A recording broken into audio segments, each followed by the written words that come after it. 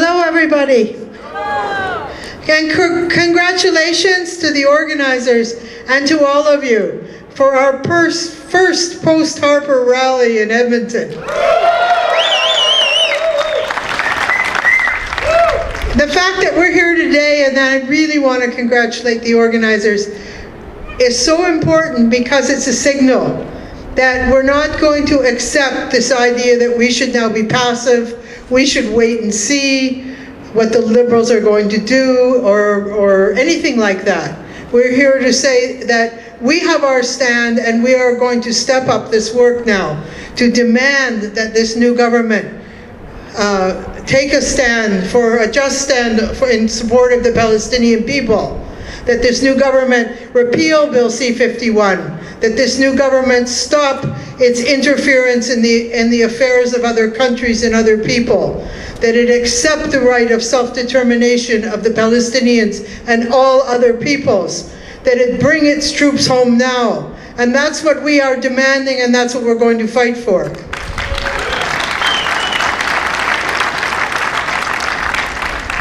I just want to speak really briefly about what Trudeau said in his speech the night of the election about sunny ways.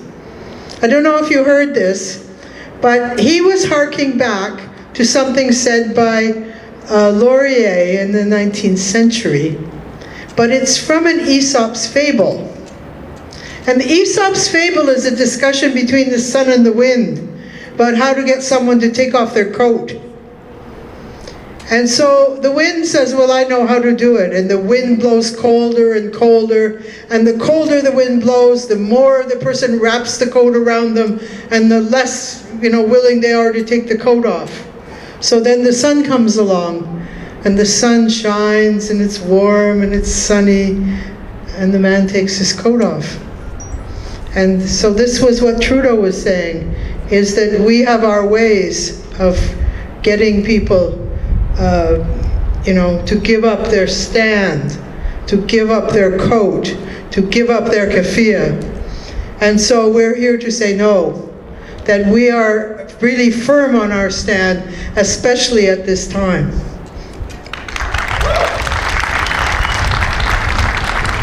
Now, during the election campaign, I was a candidate for the MLPC, so I attended a lot of forums and I heard a lot of things said.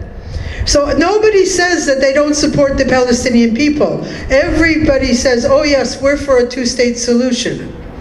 We're for a peaceful solution in Palestine. Oh yes, right? So then you have to analyze, well, what does it mean? So how can you be for peace and justice if you refuse to take a stand against what is blocking peace and justice? If you will not take a stand against that which is the problem, and if you will not take a stand in defense of rights.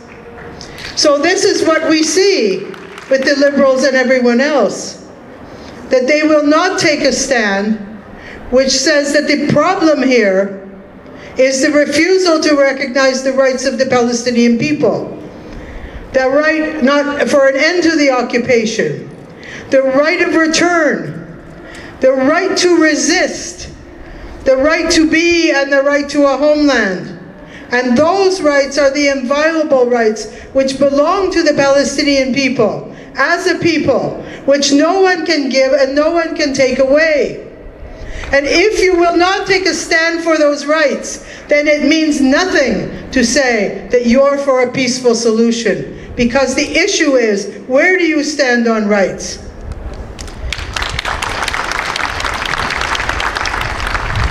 It's also, of course, a question of where do you stand on violation of rights? Where do you stand on the genocidal policy of Israel? And we all know in this election that if you were one of those people who had uttered the words genocidal policy on Facebook or anywhere else, you couldn't be a candidate for anyone. So a whole section of Canadian people cannot be represented because of their stand on Palestine, and we should think seriously about what that means, because it's a real assault on people's right to take a just stand.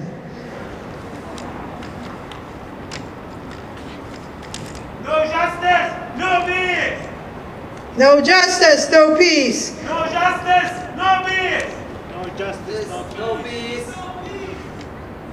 Yeah, sorry for the interruption here. I just wanted to catch my place and make the point that this stand is a cover for the reality that the foreign powers which support Israel and permit the slaughter of the Palestinians to continue are engaging in the most duplicitous activity possible.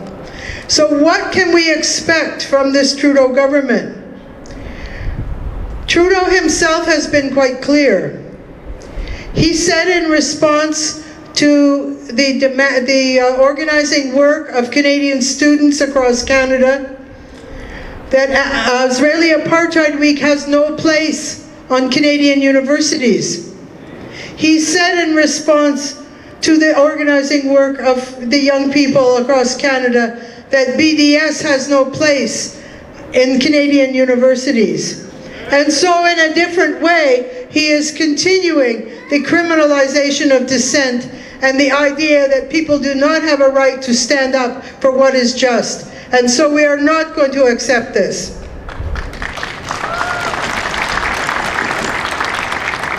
What's Trudeau promising?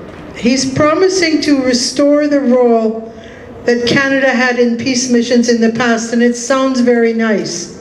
And a lot of people say, well, that's good, you know, or I hope that that's what he's going to do. We want to have a Canada which is a factor for peace. But let's remember, you know, that Canada and the US, under Harper, have been developing this whole role to develop the security and police forces in various parts of the world, which are part of the suppression of the rights of people and part of the strategy for aggression and war. And the West Bank is one of the places where they have been active.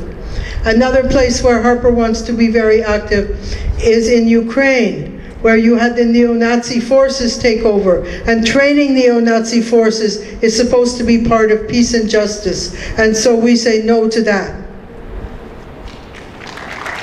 It said it's going to end the combat mission in Iran, but it said nothing about Syria. And so we have to be very vigilant there. So too with C-51. Canadians demand repeal of C-51, not some amendments. So the issue is not to hold the Liberals to their promises, but as we are doing today, to stand firm with our own agenda. To stand firm with an agenda that we want Canada to play a role in the world that is a stand for justice and for peace.